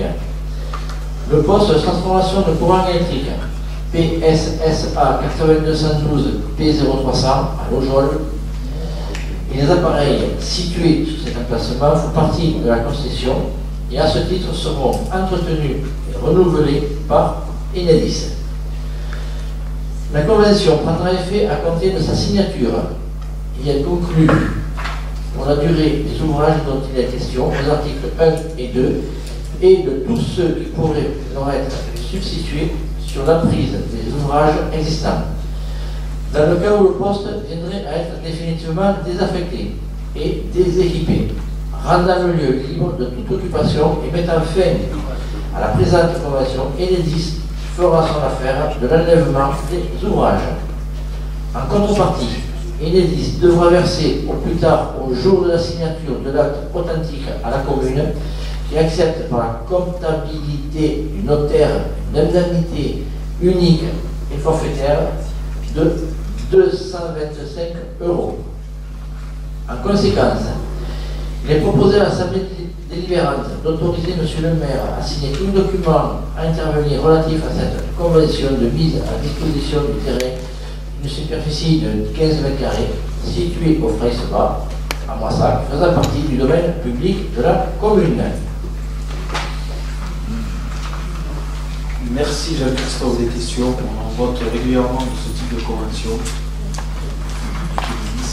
Pas de questions donc. Donc on passe au vote. Qui est contre? Qui s'abstient? Adopté. La numéro 12, Jérôme, la modification de la règle intérieure du centre culturel. Modification du règlement intérieur du centre culturel Henri Hénard, 24 rue de la Solidarité. Monsieur le maire expose aux membres du conseil municipal que pour faciliter les relations avec de nombreux usagers du centre culturel Henri Hénard et suite à la nouvelle tarification de location des salles, il est nécessaire de mettre en place un règlement intérieur et des conventions d'occupation des locaux. En conséquence, Monsieur le maire soumet à l'approbation du conseil municipal le règlement intérieur du centre culturel Henri Hénard qui entrera en vigueur au 1er septembre 2023. Merci Jérôme, est-ce qu'il y a des questions? Oui, donc dans le règlement, ce nouveau règlement, qui reprend en partie ce qui était ancien, on reste sur les mêmes dispositions qui sont celles de ne pas prêter de salle gratuitement à toute organisation politique, quel que soit effectivement leur objectif. C'est-à-dire même pour une réunion publique ou non publique, c'est-à-dire le fait de se réunir, ça devient impossible à Moissac sans avoir de salle payante. Il n'y a pas de possibilité à Moissac d'avoir une salle pour faire une réunion sur un objectif politique, quel qu'il soit, non payant. Alors, pendant la période électorale, les salles sont gratuites. Voilà. Après, il y a, je crois, une salle qui n'est pas payante au niveau du Moulin. Après, vous savez, les partis politiques, ils ont de l'argent. Les fédérations départementales, elles peuvent débourser 30 € ou 50 €. Voilà. Europe Écologie et Verts n'est pas à peine, avec toutes les dotations qu'ils ont. Mais c'est vrai que, compte tenu du nombre de frais de loi qu'ils ont obtenus aux élections législatives, je comprends que vous soyez au prix. En fait, bon, voilà. N'hésitez pas. La question n'est pas celle parce que effectivement, il y a toujours eu dans les communes, et en particulier il y a toujours eu à Moissac, une liberté avec une obtention de salles gratuites pour quelle que soit l'organisation politique, qu'elle puisse se réunir pour discuter sans avoir à payer une salle. Donc vous confirmez aujourd'hui que désormais c'est terminé. Donc, hors période électorale, les partis politiques, quel que soit le parti, effectivement, mettra la main à la poche. Pour 50 €, ça ne va pas devenir. Je pense que vous n'avez pas globalement l'idée de la manière dont fonctionne. Je sais très bien comment fonctionne un parti politique, rassurez-vous. Mais cela étant, ce n'est pas forcément des partis politiques, c'est-à-dire une association qui peut être une association locale à but politique qui n'a aucun financement, ne peut pas non plus se réunir. On parle de parti politique. Non, il y a association à but politique, c'est ce qui est écrit dans le règlement. C'est pas parti politique, c'est-à-dire une association locale qui aurait un seul objectif politique, c'est-à-dire politique au sens large, de réfléchir sur la vie de la commune, sur son avenir, ne peut pas se réunir gratuitement au centre culturel. C'est c'est l'effet de ce règlement intérieur. Le centre culturel, c'est un lieu de culture. Voilà. Et il n'y a aucun autre lieu à Moissac qui puisse accueillir des réunions gratuites pour des gens qui ont envie de se réunir. Et chez vous? Ok, non mais c'est ce que c'est. Ça montre à peu près bien le cas où vous faites de la démocratie parfait. Mais on n'interdit personne de se réunir. Et je vous rappelle qu'on traite tous les partis politiques, contrairement à ce qu'il fut un temps, de la même manière. C'est-à-dire que si le Rassemblement national vient ici faire des réunions, il paiera. Il est venu d'ailleurs ici, il a payé. Voilà.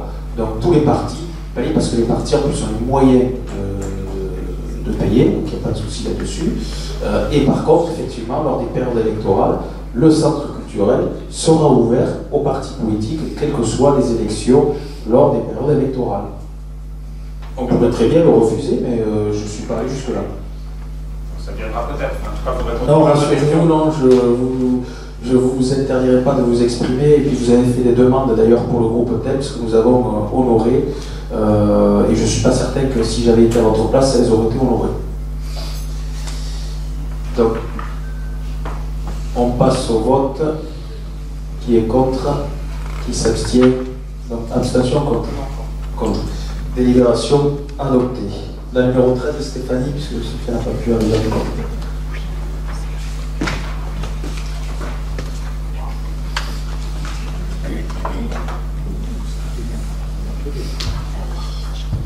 Modification du règlement intérieur des ALSH municipaux. Monsieur le maire fait part à l'Assemblée de la volonté municipale d'ouvrir un centre de loisirs pour adolescents. L'ouverture de celui-ci étant prévue pour le mois de septembre 2023, des modifications sur le règlement intérieur des ALSH, donc qui veut dire accueil de loisirs sans hébergement, doivent être apportées. C'est l'objet de la présente délibération. Merci Stéphanie. Est-ce qu'il y a des questions? Monsieur Mousquet. Oui, une question sur le règlement intérieur, puisque pour, si j'ai tout bien compris, je détromperai si j'ai fait confusion, il est nécessaire, effectivement, pour inscrire un enfant, de donner une fiche de paye. C'est ça? C'est ce que j'ai lu dans le règlement. Donc ça signifie que quelqu'un qui, par exemple, cherche un emploi et veut mettre l'enfant en centre de loisirs, il ne peut pas. Est-ce que vous me confirmez ça? C'est dans le règlement. C'est ouvert à tout le monde. Mais il y a écrit que dans les documents indispensables, il y a le dépôt de fiche de paye. M. Fontani peut apporter de précision. C'est pas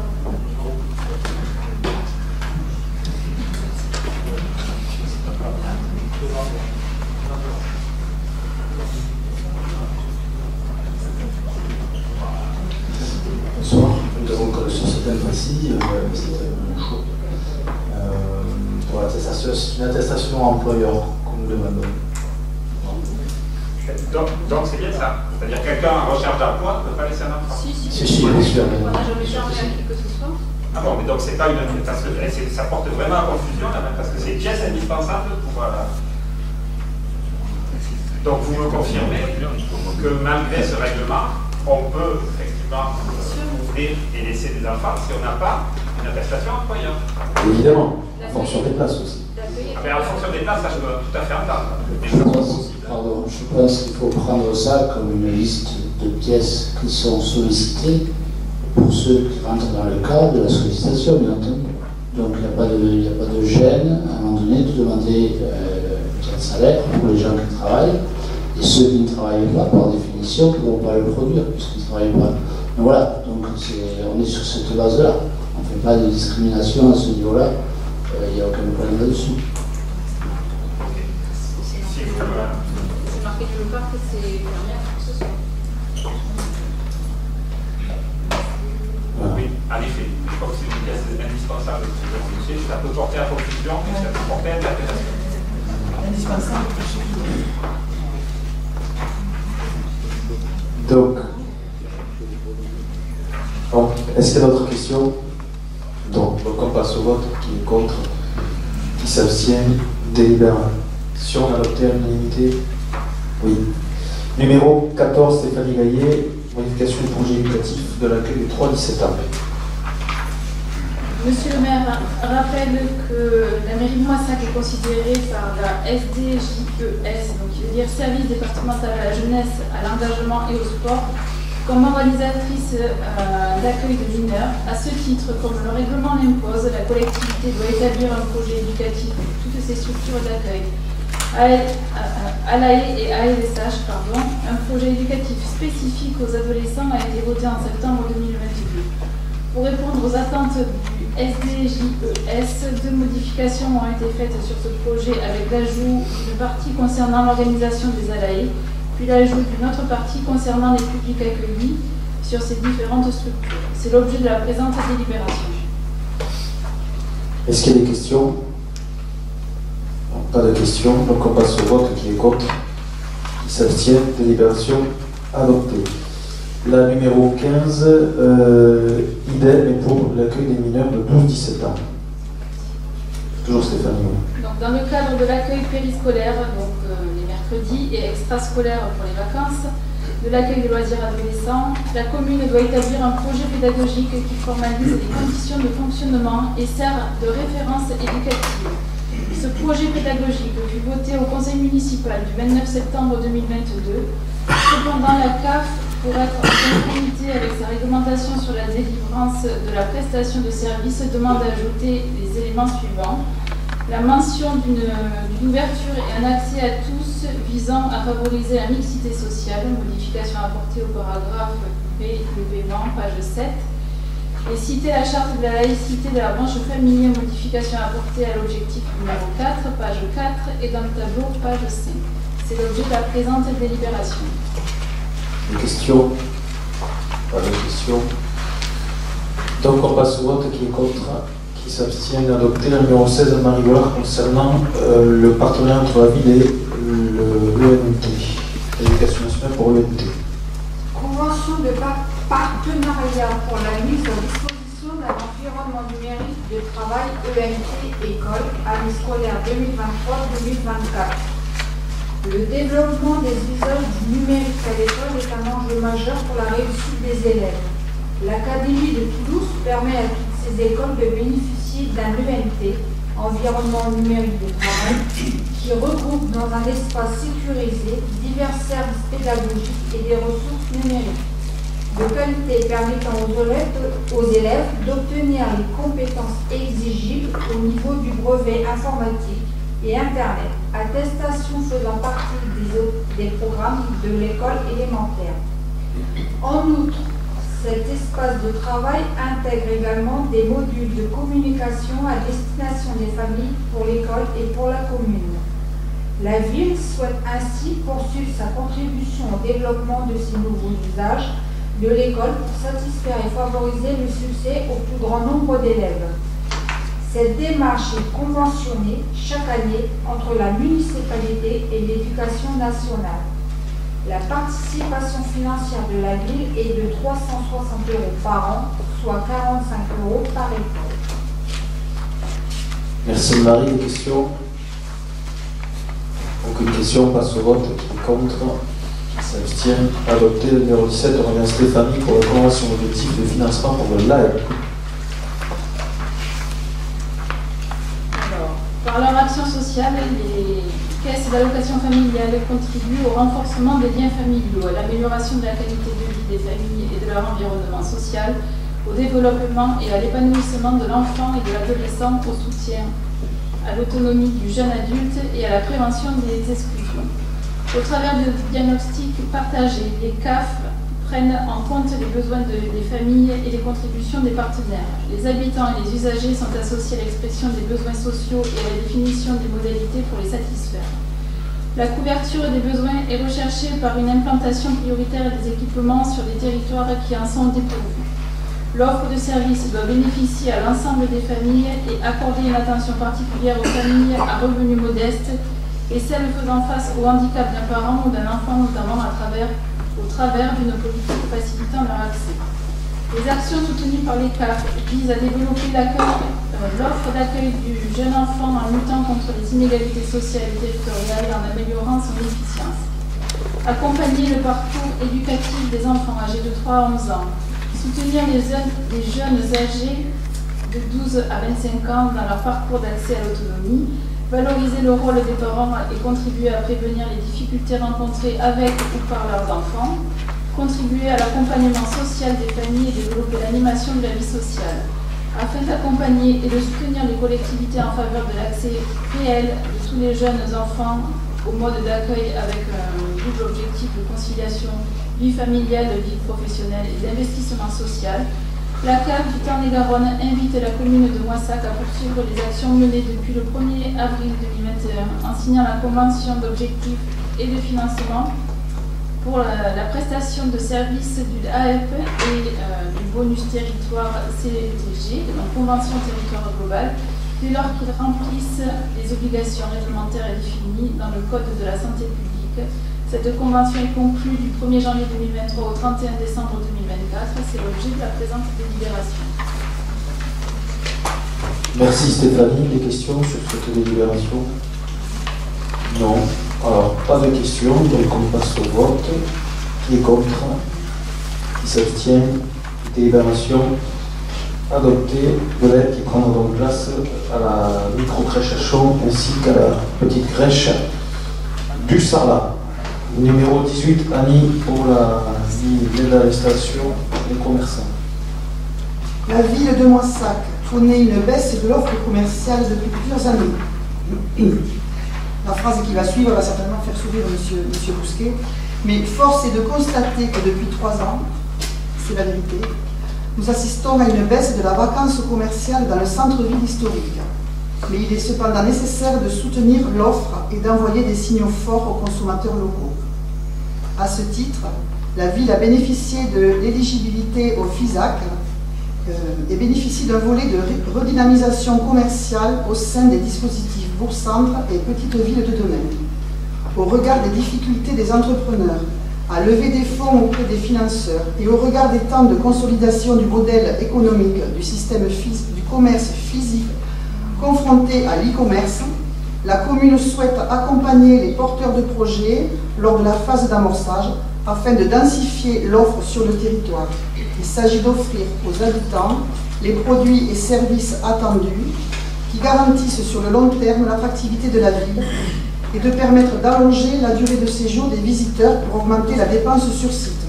Donc tout ceci pour dire que nous avons accordé donc, lors d'une commission éco une aide mensuelle donc, de 100 € à la savonnerie artisanale qui se situe rue de l'Inondation. Pourquoi 100 € au lieu des 200? Parce que le loyer est de 300 ou 350 €, je crois. Donc c'est ça. Donc on ne va pas donner 200 € pour un loyer de 300 ou 350 €. Donc voilà. Et je tiens à préciser que nous avons encore dans nos tiroirs 3 porteurs de projets, donc 3 nouveaux commerces qui attendent parce que ils ont besoin de locaux et qu'on a du mal à leur trouver une place. Voilà. Ça provoque avec un centre-ville vivant, un centre-ville où on a mis en place la zone bleue sur la place des Récollets et où on essaie de faire régner le mieux possible la propreté, la lutte contre les attroupements. Ça redonne une certaine image de marque, confirmée par la hausse assez notable des visiteurs au cloître au mois de mai 2023 par rapport à 2022, puisque nous avons eu plus de 1500 visiteurs, entre 2 et 1500 visiteurs du mois, de plus en mai 2023 par rapport à mai 2022. C'est encourageant, pourvu que ça dure et que nous restions à peu près à l'étiage des 60 000 visiteurs par an au cloître. Donc là, on est bien parti. Pour rester premier, bien sûr, en Tarn-et-Garonne, comme on l'a été l'an dernier. Est-ce qu'il y a des questions sur ce délit? Oui, monsieur Bousquet. C'est pas vraiment une question, mais comme vous m'avez interpellé, je vais en profiter pour prendre la parole. C'est un petit soupir. Oui, je suis bien méchant. Donc, effectivement, ce type de dispositif, je pense qu'on a voté pour dès le début. Et pour mémoire, on l'avait mis en place, je l'avais mis en place il y a 10 ans pour les artisans d'art en militant pour qu'ils viennent pour tous les commerçants. Donc, effectivement, on ne va pas voter pour ce type, on ne va pas voter contre ce type de dispositif. En revanche, ce à quoi il faut veiller, c'est qu'on accompagne aussi les porteurs de projets pour que ce qu'ils fassent soit pérenne et viable sur le long terme. Parce que, effectivement, ce type d'aide, le problème, c'est que vous allez profiter d'un effet d'aubaine et une fois que l'aide s'arrête, c'est très difficile de rester.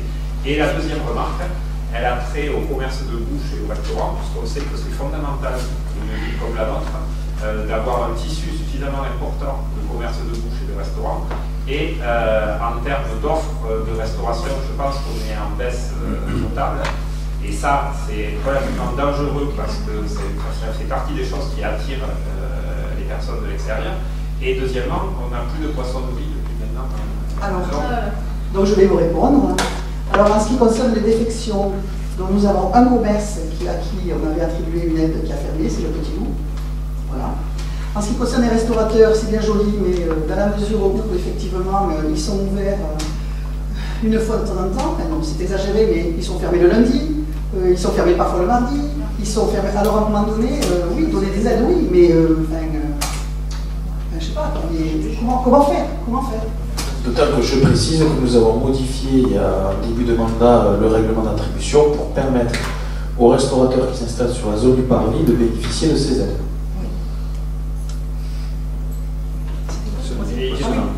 Et quant au poissonnier, il est fermé. Non, les restaurateurs, on a plutôt assisté à une baisse. Alors, il y a eu deux restaurateurs. Il y en a trop là. Il y a eu 2 restaurateurs qui ont fermé ici en cœur de ville. La crêperie de Lulu, pour des raisons qui n'ont rien à voir avec le food touristique, et ça regarde la personne, et je ne vais pas m'étendre là-dessus, c'est du privé. Et le deuxième, parce que le cuisinier était parti, que eux n'ont pas de cuisine, ils ne voulaient pas faire de cuisine, donc ils ont décidé d'arrêter leur activité. Mais la fromagerie, en l'occurrence, va être reprise, il y a quelqu'un qui dessus, hein, c'est déjà acté. Et la crêperie de Lulu, je sais qu'il y a des restaurateurs qui nous ont fait part, ça ne nous concerne pas directement, mais qui nous ont informé de leur volonté de reprendre le commerce. Et quant à la façonnerie, elle va réouvrir fin août. Donc c'est une jeune femme qui s'installe, qui reprend la façonnerie chez nous. Avec une volonté active de la municipalité de mettre en avant, ce qui n'était pas forcément fait ces dernières années, les commerces du marché couvert, avec aussi l'aide de Madame Clermont qui avait fait une animation à ce sujet. Et nous avons accompagné et validé la proposition de M. Munoz qui consistait à mettre en place une terrasse aux abords du marché couvert, et ça fonctionne bien.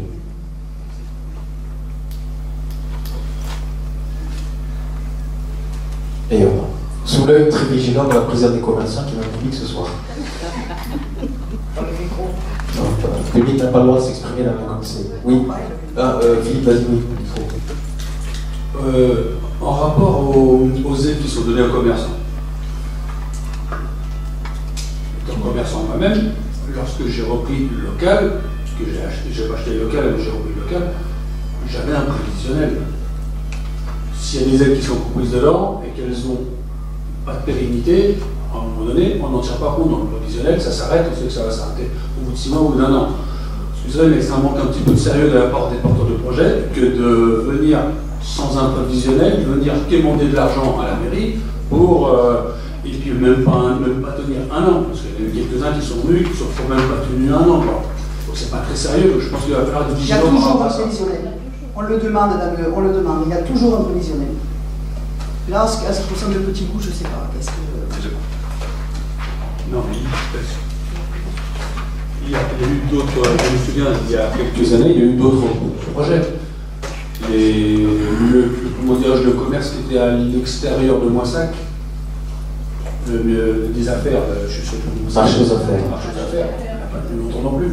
Et là, il a demandé des aides, on lui a donné. Et derrière, ça n'a abouti absolument à rien, ce qui est vraiment dommage. Quoi. Que c'est de l'argent public, et c'est une aide qui peut bien venir au bon moment, mais je pense qu'il y a un manque de sérieux de certains porteurs de projets, je ne dis pas tous, mais certains. Merci pour ces remarques. Donc, on passe au vote.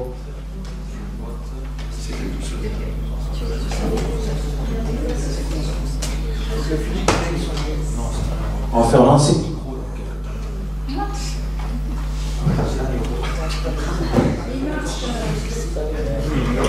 Merci, voilà, le bouton fonctionne, il n'y a pas de problème. Alors, on va passer au vote, s'il n'y a pas d'autres remarques. Qui est contre, qui s'abstient, délibération adoptée. Annie Lagier toujours sur le renouvellement de la candidature au Moissac de commune touristique. L'appel que nous avons et que nous reconduisons par rapport à notre candidature sur la station touristique. Le 4 juin 2018, la ville de Moissac a obtenu le classement de commune touristique par arrêté préfectoral. Dans la continuité de cette démarche, la ville a souhaité retrouver son classement station de tourisme, véritable reconnaissance, favorisant ainsi la fréquentation de la commune. Ce classement est l'acte par lequel les pouvoirs publics reconnaissent les efforts accomplis par une collectivité pour structurer une offre touristique adaptée et un accueil d'excellence. Le classement commune touristique est arrivé à son terme le 4 juin 2023 et c'est un préalable pour le classement station de tourisme, qui est en cours d'examen et dont la candidature a été votée le 10 novembre 2022 par le conseil municipal. Le classement de la commune de Moissac en commune touristique, puis station de tourisme, tel que défini par les articles L133-13 et jusqu'à L133-16 du Code du tourisme, pourra présenter une réelle opportunité d'attractivité du territoire aux côtés de Montauban qui a obtenu son classement en 2021, mais aussi un intérêt certain pour l'accroissement de l'activité touristique et économique. On compte presque 500 stations touristiques en France depuis 2019 pour 1100 communes touristiques. La loi numéro 2006-437 du 14 avril 2006 a réformé le régime juridique relatif aux communes touristiques et aux stations classées, issu pour l'essentiel de la loi du 24 septembre 1919. Les précédents régimes des stations classées étaient devenus obsolètes et les procédures lourdes et incertaines. À l'initiative du Conseil interministériel du tourisme, une nouvelle grille fixant les critères de classement a été élaborée. Elle vise à moderniser le dispositif en supprimant des critères et des distinctions obsolètes et en prenant mieux en compte les innovations et les nouveaux besoins des touristes, notamment en matière de nouvelles technologies et d'offres d'activités. Cette nouvelle réglementation est entrée en vigueur le 1er juillet 2019. Est-ce qu'il y a des questions? Pas de questions. On a candidaté donc à la station touristique et on verra ce que ça donne l'année prochaine. Ça nous permettra d'avoir un label à imposer à l'entrée de ville supplémentaire. Donc, pas de questions. Si tu as des questions. Non, c'est pas une question. On a déjà parlé. C'est absolument incroyable pour les plus. On l'a toujours eu. On l'a toujours eu. Ayez confiance, monsieur Bousquet, on le récupère.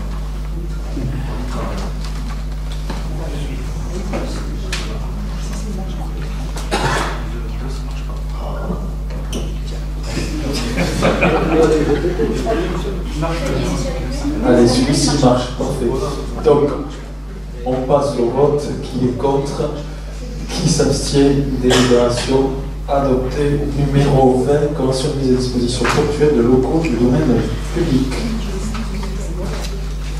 Philippe Garcia. Affaires culturelles. Convention de mise à disposition ponctuelle de locaux du domaine public.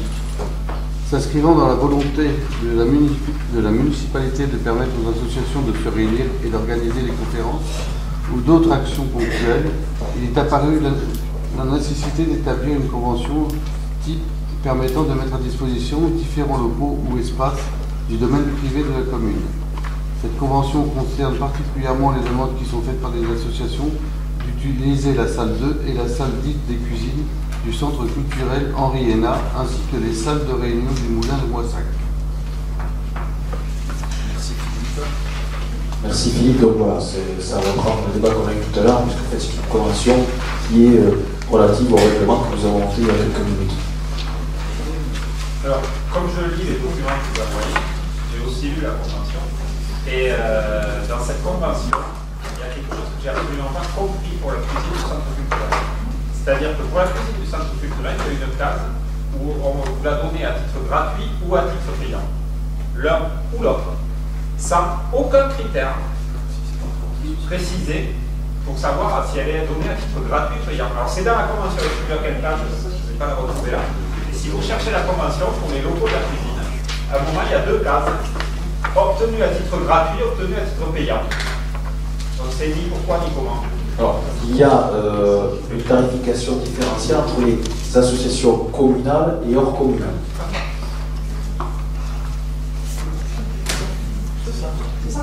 C'est bien confirmé que c'est lié à ça. Pour les communales et puis le payant pour les hors communales. Donc elle est gratuite pour les communales. Oui. Je vous remercie.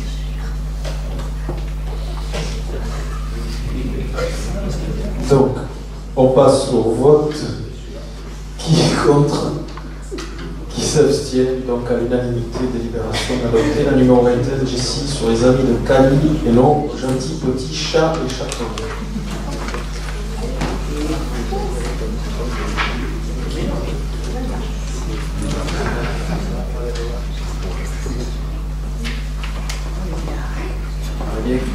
micro parce que comme tu es loin pour Julie, après elle a ça. Convention de partenariat pour la stérilisation et l'identification des chats errants à intervenir avec l'association Les Amis des Cali, campagne 2023.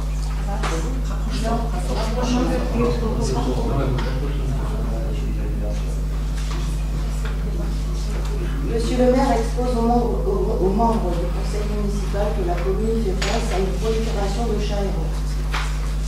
Monsieur le maire rappelle que l'article L 211-27 du Code rural et de la pêche maritime permet au maire de maîtriser la population de chats errants non identifiés et d'organiser des campagnes de stérilisation afin de maîtriser, limiter et gérer les populations de chats errants. Cet article stipule que le maire peut, par arrêté à son initiative ou à la demande d'une association de protection des animaux, faire procéder à la capture de chats non identifiés, sans propriétaire ou sans détenteur, vivant en groupe dans le lieu public de la commune, afin de faire procéder à leur stérilisation et à leur identification conformément à l'article L 212-10, préalablement à leur relâcher dans ces mêmes lieux. Dans ce cadre, la commune a réalisé une campagne de stérilisation et d'identification avec la Fondation 30 millions d'amis en partenariat avec l'association Les Amis du Cali durant les années 2021 et 2022 et souhaite reconduire le dispositif pour 2023. La commune a déjà signé une convention pour renouveler la campagne de stérilisation et d'identification avec la Fondation 30 millions d'amis et doit dorénavant signer celle avec les Amis de Cali. La convention de partenariat avec l'association des Amis de Cali pour la stérilisation et l'identification des chats errants précise les conditions et modalités de la campagne de stérilisation, les droits, obligations et responsabilités de chacune des parties et le financement. En l'espèce, le montant de la subvention globale et forfaitaire s'élevant à 2 000 € afin de couvrir les frais de la campagne de stérilisation pour l'année 2023 a été voté lors de la séance du conseil municipal du 13 avril 2023, attribution de subvention. C'est l'objet de la présente délibération. Merci Jessie, ça complète le vote de la subvention que nous avons attribué à cette association au mois d'avril. Et après justement cette subvention, il fallait voter une convention qui fixe un objectif de nombre de chats à stériliser, donc comme l'an dernier 40 dans la subvention. Est-ce qu'il y a des questions? Je précise d'ailleurs que cette personne manque de bras pour stériliser les chats, elle est très volontaire. Et là aussi, on fait régulièrement des appels à bénévolat pour l'aider parce qu'elle ne travaille pas, elle n'intervient pas que sur la commune de Moissac, elle intervient sur Cassis-Sarrazin également. Elle a fait des campagnes de sensibilisation sur le marché de Moissac. Donc là aussi, elle a besoin de bénévoles parce que c'est une question de salubrité publique et de santé publique. Et nous n'avons pas, nous, bien sûr, mairie, que ce soit à Castel-Moissac ou ailleurs, les compétences à mobiliser pour aller stériliser les chats. Donc on compte sur ces associations. Et il faut pour ça effectivement des dons alimentaires et du bénévolat. Donc on passe au vote s'il n'y a pas de questions. Qui est contre? Qui s'abstient? Délibération adoptée. Je vous remercie. La numéro 22, la convention qui la cire tomate pour le traitement des déchets, présentée par Daniel. Convention de traitement des déchets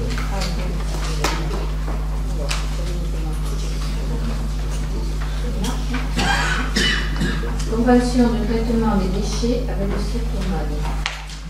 Monsieur le maire expose aux membres du conseil municipal que depuis le 1er juillet 2019, le communiqué des communes de terre et confluence est chargé de l'enlèvement et du traitement des déchets de la ville de Moissac, assimilables aux déchets ménagers via la convention particulière de redevance spéciale.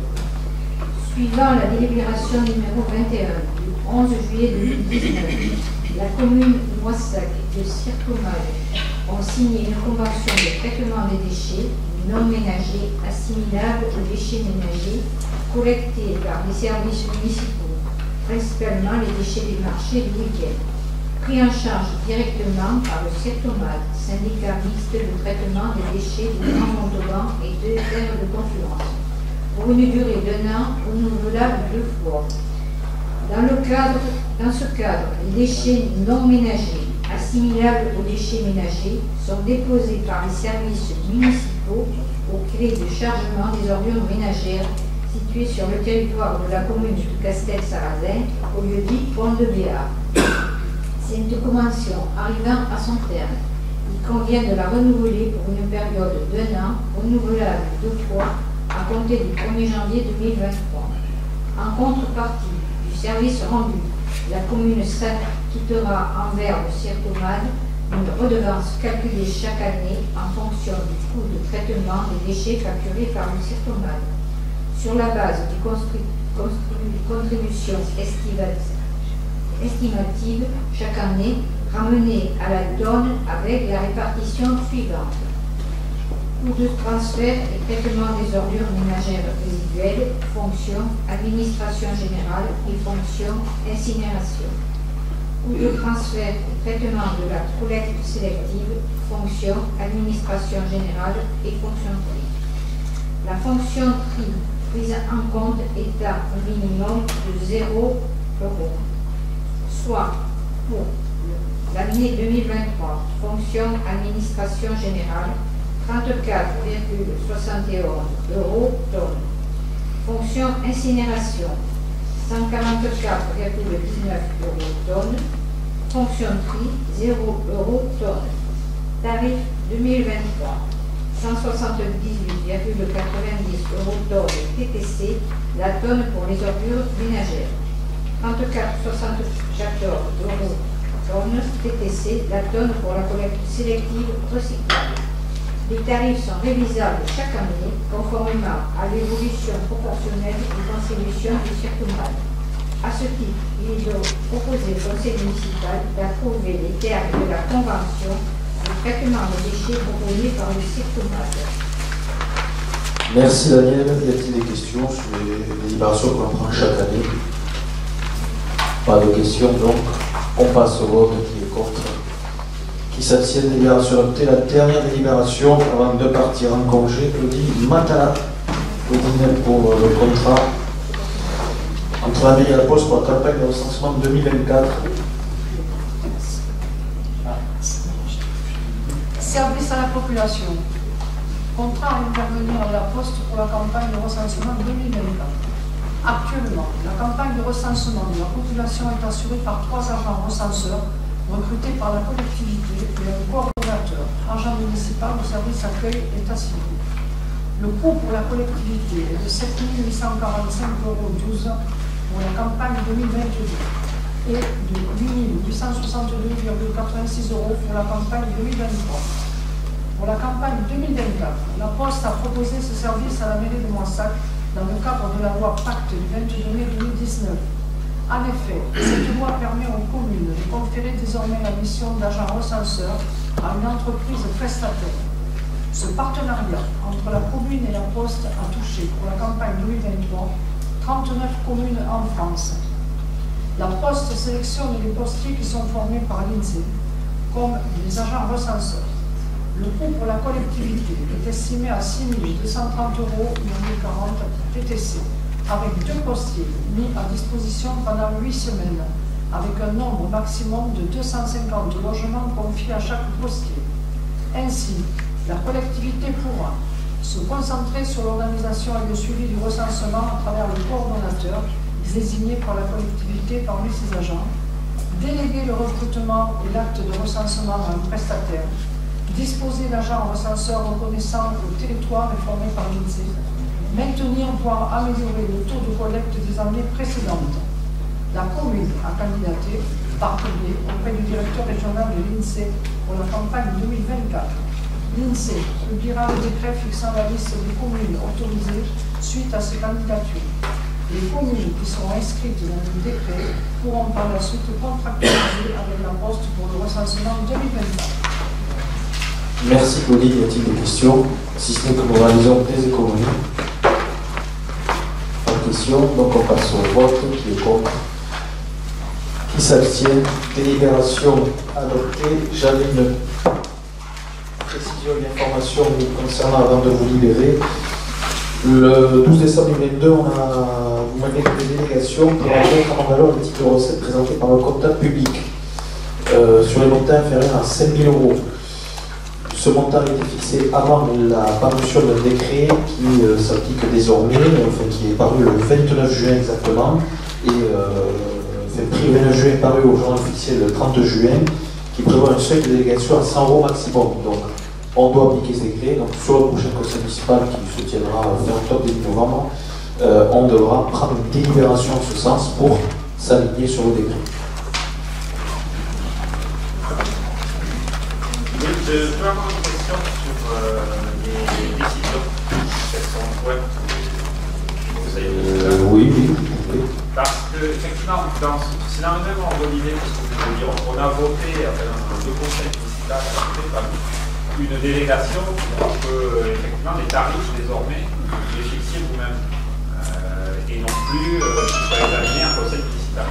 Et en regardant les tarifs qui ont été adoptés, on s'est rendu compte qu'en fait, vous aviez supprimé le quotient familial en ce qui concerne l'inscription à l'école de musique et que désormais, on avait un prix d'inscription à l'école de musique pour ceux dont le quotient familial est inférieur à 700 multiplié par 2. Donc en gros, si vous voulez, il n'y a plus aucune différence entre les familles qui gagnent très bien leur vie pour s'inscrire à l'école de musique, prendre des cours de musique, et les familles qui sont un peu plus en difficulté. Donc voilà, et ça c'est quelque chose d'extrêmement concret pour l'ensemble des Moissagais, qui fait que, effectivement, désormais, aller prendre des cours à l'école de musique, ça coûte 2 fois plus cher. Donc là, on est, attendez les chiffres, on passe de 114 € à 250 €. Alors, voilà, sachant que c'est pas gagné grand-chose pour les... Petite précision, l'ensemble des familles sont gagnantes sur ce choix de suppression du quotient familial. Et on sait, alors ça a été des propositions qui ont été mises par le chef de service, et elle s'est alignée sur ce qui se fait partout à côté, à Valence d'Agen, à Cassel-Sarrazin, à Montauban, etc. Nous étions sur des tarifs qui étaient extrêmement bas, et nous restons encore très concurrentiels vis-à-vis de nos voisins, alors que chez nos voisins, à Cassel-Sarrazin, il y a des familles qui sont au moins, voire plus, pauvres que par rapport à Moissac. Donc rassurez-vous là-dessus, nous restons malgré tout compétitifs, même si c'est un terme qui est un peu abusif, puisque nous sommes sur le service public, mais que le service public, quelque part, il a un coût, il coûte cher, très cher, et nous acceptons de maintenir l'école de musique municipale qui est facultative, mais qui est déficitaire. Mais il y a aussi quand même raison à garder, et la plupart des familles, dans cette nouvelle politique tarifaire, se retrouvent beaucoup mieux loties que ce qu'elles ne l'étaient auparavant. Donc, c'est une manière de subventionner les familles aisées, vous en payez davantage les familles Alors, il y a très peu de familles aisées à Moissac, il y a des familles de classe moyenne inférieure qui, aujourd'hui, grâce à la suppression de ce quotient familial, se retrouvent moins pénalisées parce que leurs parents sont asphyxiés d'impôts, leurs parents payent le prix cher dans la plupart des services publics, et aujourd'hui, ils se retrouvent effectivement à respirer un peu plus par rapport à une politique qui est une véritable politique de justice sociale que nous mettons en place. Voilà. Et je vous rappelle, j'insiste, et après je clôturerai le conseil, que les tarifs pratiqués à Moissac sont encore plus concurrentiels qu'ils ne le sont, par exemple, à Cassel-Sarrazin ou encore à Valence d'Agen, qui me semble n'est pas une commune bien à droite. Merci à vous. On peut lever la séance. Bonne fin de soirée, bonnes vacances à tous, bonnes vacances au service, et je remercie l'ensemble des services, particulièrement le cabinet, le TGS, le secrétaire général et tous les chefs de service qui nous ont accompagnés durant ce premier semestre 2023. Bonnes vacances à vous et au public aussi qui est venu en masse ce soir.